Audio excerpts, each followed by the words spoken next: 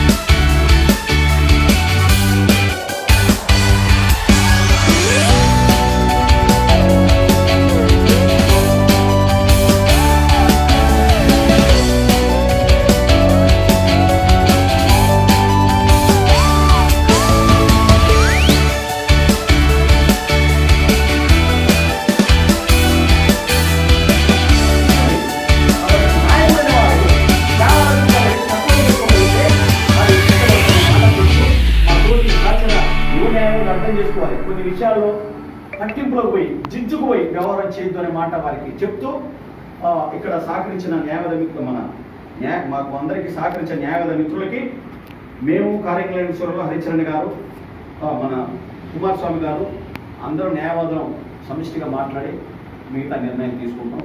ఎవరిని అగౌరవపరిచేది తిరగటం వచ్చేది కాదు। నేను 10 రూపాయలు ఖర్చు పెట్టే కార్యక్రమం తప్ప ఈడ నాకు కోర్టులో వచ్చే లాభం లేదు, పోతే నాకు వచ్చే కిరీటం లేదు। ఒక బాధ్యత తీసుకుంటే ఆ బాధ్యత నిర్వర్తించే క్రమంలో మనం మంచి ప్రయత్నం చేద్దాం అన్నమాట చెప్తూ చివరగా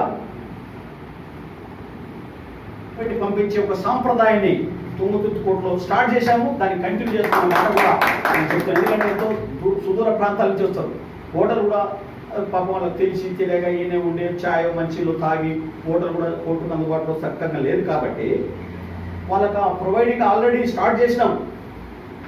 మా ఇంట్లోనే ఆ కార్యక్రమాన్ని ఇప్పటికే స్టార్ట్ చేశాము। ఇప్పటికే ఒక 10 మంది దాకా మేము ఆ రకంగా చేసిన కోర్టుకు హాలిడేస్ రావడము అండ్ కరోనా చేయబట్టి సెలవులను ఆఫీస్ లేకపోవడం వల్ల కొంత నాకు కూడా కరోనా వచ్చి అడ్డం పడడం, ముందేళ్ళ లేకపోవడం ఇదంతా జరగడం వల్ల సరే ఎవరు తెలియదు। మూడోది మా అడ్వకేట్ మిత్రులకు ఒక మాట చెప్తుంది। ఇంతకుముందు బాలకృష్ణ మాట్లాడుతూ ఒక మాట అన్నాడు, అడ్వకేట్కి అవమానం జరిగితే ఆ సంబంధిత ఆఫీసర్తో మాట్లాడి హైర్ ఆఫీసర్ కాంపిటీషన్ ఇద్దానని నా మనసులో నిలుపుకున్న అంశం చెప్పారు। ఒక ఆర్డర్ వస్తే ఆర్డర్ని అమలు చేయడానికి సరే కొంత రెవెన్యూ పోలీస్ వ్యవస్థ న్యాయ క్లయింట్లు ఇబ్బంది పెడుతున్న సంఘటన నేను ఎన్నోసార్లు విన్నా చూసి